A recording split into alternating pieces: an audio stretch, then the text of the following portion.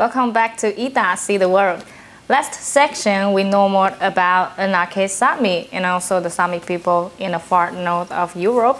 And Johan, this year you also joined the inputs and share your ideas and strategy of NRK Sápmi with other presenters in Taiwan and also in New Zealand, Fakata Moli, and also the Hakka television in Taiwan as well. So what is your feeling or what is your opinion about this session?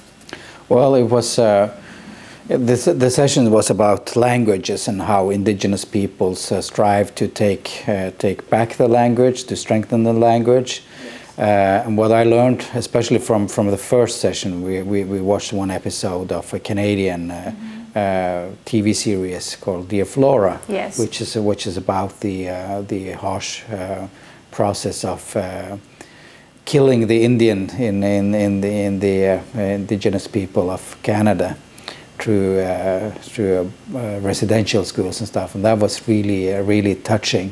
So and indigenous peoples have been through similar processes, assimilation processes globally, and that means that many have lost their languages and are taking it back through different kind of measures, and we do it in our way. Maori do it in another way, and you guys in Taiwan also work hard to do that, adapted to your audiences, and but that was so empowering to see that there's so much energy amongst the indigenous broadcasters, and they do so much, put so much effort into strengthening the language. And what I also see is that there is the indigenous pride is rising. There's more. We are very proud of who we are, and very conscious about our role and importance for our community. So that was a good session for me. I learned a lot. Yes, and I also watched the series as well, the Dear Flora, and it's very touching, and it just made me want to cry at that time. And you mentioned about the residential school and the boarding school. I wonder that is there similar like system assimilation happened in Sápmi region? Yeah. You were not the only one crying in there. Yeah. I think we were all crying. That was yes. that was so touching, right? Yes. Yeah, we went through the same process in Norway, Sweden, Finland, and Russia as Sámi people. And it's of course it's hard to compare, but the effects are very similar. That Sámi children were forbidden to use their languages in many parts of the Sámi land, and that also led to that many Sámis were ashamed of being a Sámi, that they were stigmatized, and many of them, because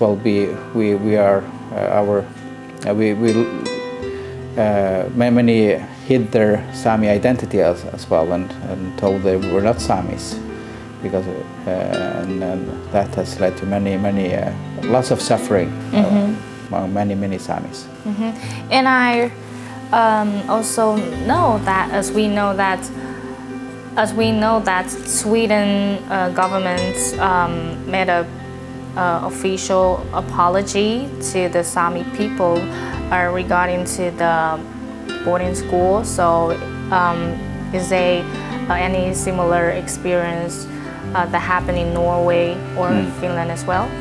Yeah, in Norway the king made an apology in 1997, King Harald, and that was extremely important for the Sámi people, that the sufferings were recognized, and that he made that apology. But of course, an apology is only a first step towards something. You need action, and well, there are many opinions about those actions and the follow-up. So if they have been sufficient, but I feel that nevertheless, I feel that there is a positive spirit that the Sami culture is on the rise, and we have in 1st of June the Truth and Reconciliation Commission. They've been working for many years. They will put their report forward. So that's another. I believe that's another milestone. In Finland, well, I'm not a really expert on Finland, but they're also going through the same procedures, and they have just recently put up their Truth and Reconciliation Commission that will have started work. So we will expect them to put forward their report in a few years, and the Finnish Church is also in a process of reconciliation. So there are many processes, but many would of course feel that things are not moving forward fast enough because, well, yes, there are lots of scars and gaps to fill in. Yes, that's the same in Taiwan, the same situation. And exactly. Yeah, I would like to know that does the governments, how governments like protect the rights of Sami people, like regarding the hunting rights or the land rights? Well, first of all, those are protected through legislation, and those legislation has been through a long process to where they are today. And we also had a few court decisions lately that have caused some debate and controversy. First of all, I will mention the Fosen decision. That was a conflict between reindeer herders in the South Sami area and windmill or power companies that have put up windmills. And the Sami claimed that these were were put up not according to the law, and they took the case to all the way up to the High Court and won.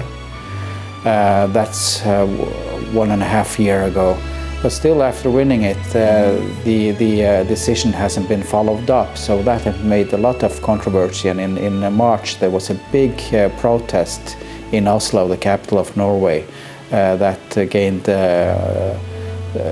the whole nation's attention, that the Sami youth, they wouldn't accept that the court decision wasn't followed up. So that's one example of that Sami rights have been strengthened through legislation, but they continue to be debated.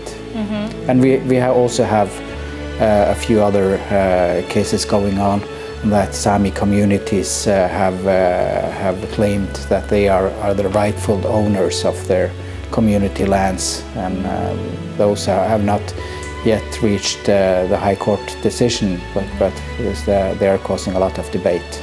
There's a lot of things that needs to be done still, and what it means to have Sami people's media. I mean, what's the importance of the Anake Sami to the Sami people?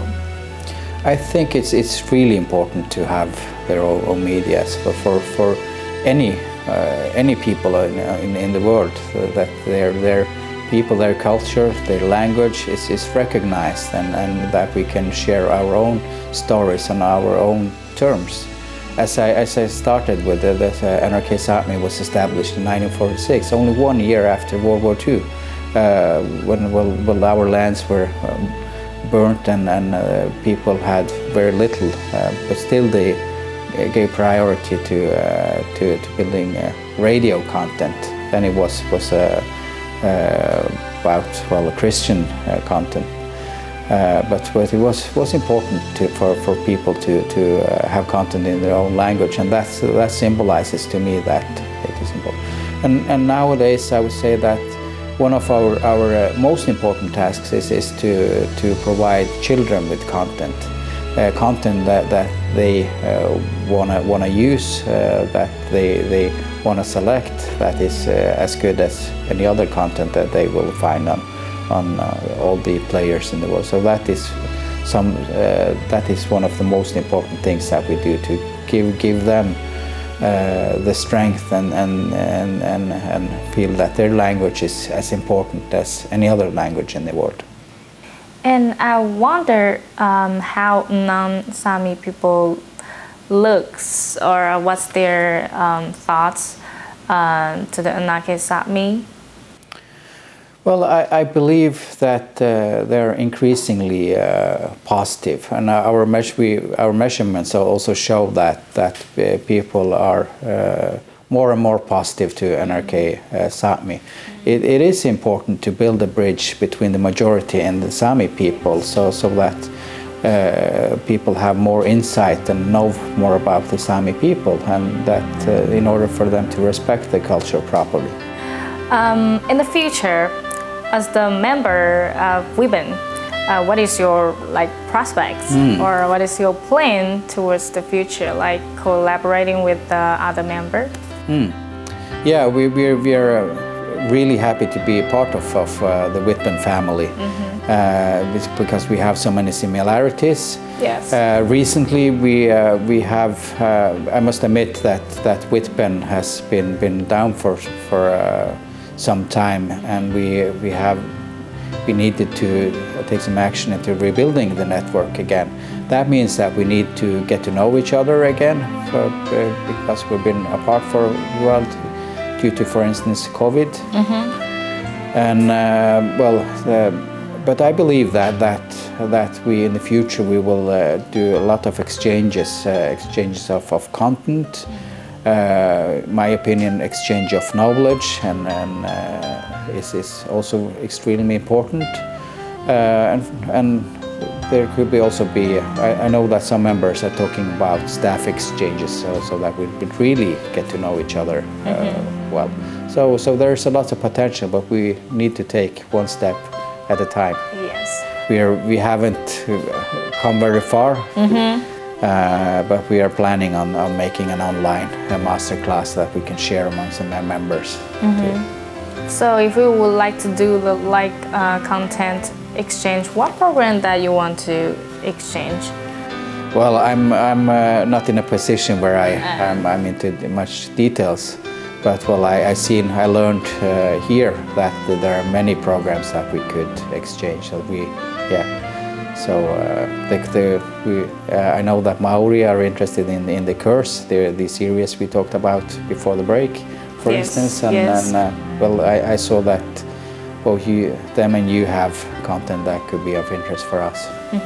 And as the CEO of Anunnaki Sápmi, what is your strategy to fight against mainstream media like Netflix or HBO? So how do you what strategy that you use to fight against those media platforms? We need to be better. We need to be better. We need to have content that holds a high quality. We need to respect that the Sami, especially the youth, they expect that we are as good as Netflix and HBO, and I believe we can. Why shouldn't we? We have many advantages that they don't have, and I also believe that we have so many stories that need to be told, and that are good, and I think that they will be best told by us. So I'm positive we're going to win this competition. Yes, it's thank you for sharing today. Yeah, and we will learn a lot from your sharing. And we also hope that there will be more collaboration within the member of WIBEN and also Anunnaki Sápmi with the TITV. Okay, so thank you so much. Thank you, an honor to be here. Thank you.